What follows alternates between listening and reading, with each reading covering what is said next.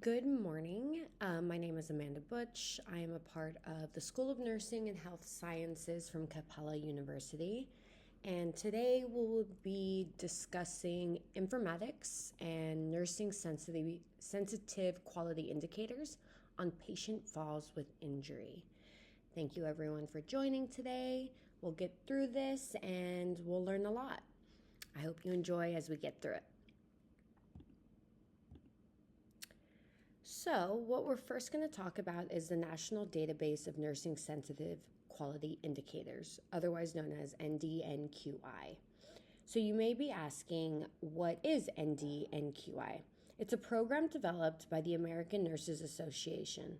It collects and evaluates unit level data on nursing sensitive indicators, which are measures directly impacted by nursing care.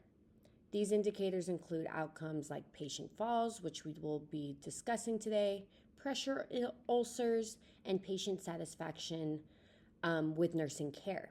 By tracking this data overall, hospitals can benchmark their performance, identify areas for improvement, and ultimately enhance the quality of patient care, which is what is the utmost importance in any hospital. To continue, we're going to be discussing 4 things that we're going to implement in order to ensure that patient falls are limited. So, the nursing sensitive quality indicator of patient falls with injury, we're going to discuss the process of how we can improve that in the hospital setting. One key nursing sensitive indicator in patient falls with injury is ensuring that your process is locked down and very efficient.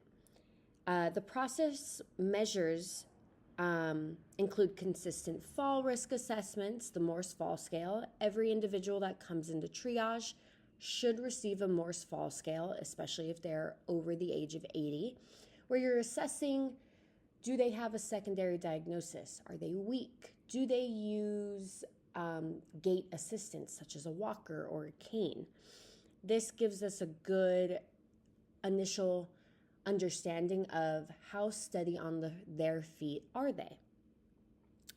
Another fall prevention protocol is definitely bed alarms and hourly rounding. We know that especially in places like the emergency department where I work, time can get away from you, but if you make the time to go around and assure that at least every hour you're taking a peek in to make sure your patient is comfortable, that they're content, it greatly reduces the risks of falling in the emergency department. And little things like setting the bed alarm so that when that time does get away from you and there is movement in that bed, you can go back, check on that patient, make sure they're okay. And definitely non-slip socks when you do ambulate your patient. Little things like this reflect that these strategies are successful. Educating the family, teaching on fall prevention, letting the family know, don't get them up without help, and collaboration with your physical therapist, collaboration with your pharmacist regarding any meds that can make them weak, such as narcotics. Going over these 4 measures can ensure that falls are prevented in that emergency department. Overall, shorter hospital stays will happen and overall increased patient satisfaction. So now we're going to, as I said, look at the outcomes. By reducing incidents of falls, there are no falls. The patient is satisfied, the hospital is satisfied, there are no extra ordered tests that need to be taken in order to assure that if a fall did happen, an extra CT to rule out a head injury, and your quality ratings go up. There's a decreased length of hospital stay, there's not an extra added test, CT, or a need for monitoring of a patient who fell. And overall, things like hourly rounding, ensuring that you're checking on your patient increases not only patient satisfaction, but increases family satisfaction with your care. So it's very, very important to monitor patient falls with injury. And why should we monitor this? It's a huge thing to monitor because falls with injury are a leading cause of preventable harm in hospitals. They're linked to extended hospital stays, increased costs, as we talked about, because it does require extra tests. Monitoring overall can help identify common causes of falls, identify the risk factors that lead to falls, such as faulty bed alarms or non-slip socks on the patient and the patient stands up and slips. This helps overall improve patient safety. Implementing prevention strategies improves, like I said, patient safety outcomes and overall quality of care for your patient. So why is this relevant for, let's say, a new grad nurse in the emergency department? Why do new nurses need to be familiar with something like the Morse fall risk?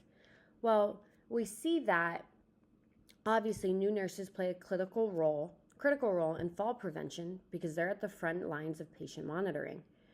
Being familiar with this quality indicator will help them recognize risks early, follow safety protocols that are instituted in the hospital setting, and contribute to evidence-based interventions like bed alarms, hourly rounding. It overall ensures patient safety once again, and it helps the new nurse build confidence in providing safe, high-quality care. If a new nurse is knowledgeable on what the policies and protocols are, they'll be more confident in instituting them at the bedside. So what is the role of nurses and the overall prevention strategies?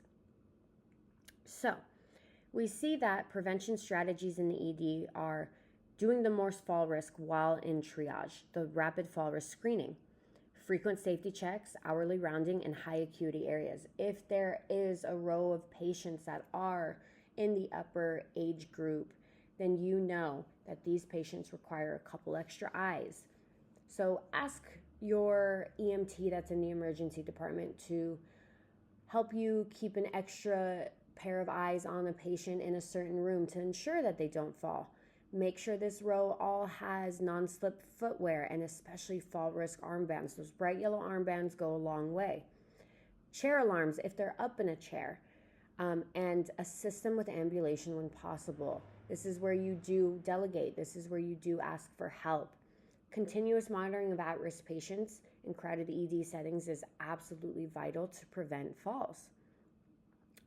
The contributions that nurses can do. Risk assessments, the data is collected, making sure that your nurses are accurately documenting the risk scores in EPIC. Timely incident reporting. If a fall should happen, making sure that immediately there's a debrief regarding what happened, what could have been better, and making sure that in these huddles you're discussing going forward, what can we change, what can we implement to make sure that a fall doesn't happen again. And if there is a family at bedside, make that family work in your favor, educate them, let them know. Don't let them get up without help. Don't do it yourself. We're here to help. So, data collection and dissemination, patient falls with injury. So how is the data collected? Nurses complete those fall risk assessments, like we said. On admission, during shift changes, when you're giving a report, you tell the next nurse coming on, this patient is a fall risk. Making sure that that electronic health record ensures that they are listed as a fall risk patient. Make sure those incident reports are submitted. Make sure that that debrief is done. Because your quality improvement team will look at these things and try to implement things to help you make your environment safer. How is the data shared? So it goes to your quality department. They're shared with your ED leadership, nursing consuls, hospital safety committees, just to make sure that your emergency department is as safe as possible. These data trends can be put on unit dashboards, There can be somebody who is a champion of patient falls, disseminating information on how to make falls less likely in that ED. And to enhance the outcomes by monitoring patient falls with injury, improved safety and improved performance is essential, and an essential thing that comes out of this. Tracking these falls identifies risks, identifies the trends. It guides us to using prevention strategies, triage risk screening, bed alarms, staff rounding. This data is compared against national standards, and then we can see that where we are falling out, where our shortcomings are, and then how we can change those shortcomings into something that we're better at. Having evidence-based practice, fall-related indicators inform evidence-based practice guidelines for nursing care. And nurses following standardized protocols such as risk assessment tools, mobility support, patient-family education improves. Again, this all comes to the end game of how do we improve patient satisfaction? How do we improve patient safety? Evidence-based strengthens the culture of safety in the emergency department and overall supports better patient outcomes. We all know our end goal is how do we get this patient better? How do we make sure that they're safe in their admission? And how do we make sure that they leave feeling overall cared for? That's always the goal at the end of the day. Last page, my reference page. Thank you all so much for coming today. I hope you learned something valuable, and I'll catch you on the next one.